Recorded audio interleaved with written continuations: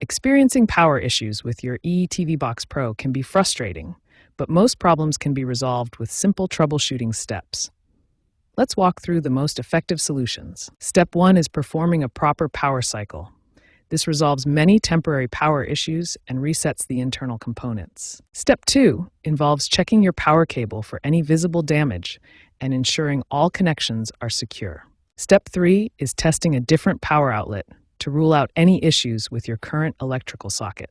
Step 4 involves checking your HDMI connections, as faulty HDMI cables can sometimes mimic power problems. Step 5 addresses remote control issues. If your box appears to be in standby but isn't responding, the problem might be with your remote. Step 6 is checking the infrared sensor on your TV box.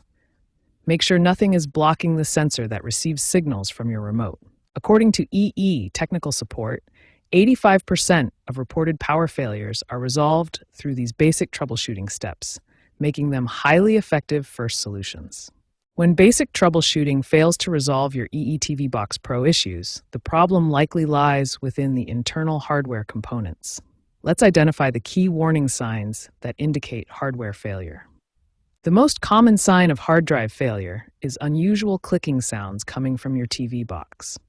This clicking indicates the drive's read-write heads are struggling to access data, which can prevent your box from booting properly. Overheating is another critical hardware issue, especially common during summer months. Poor ventilation and dust buildup can cause your TV box to shut down unexpectedly as a protective measure.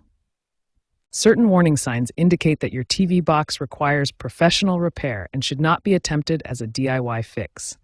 These include burning smells, physical damage to the casing, or repeated failures after troubleshooting.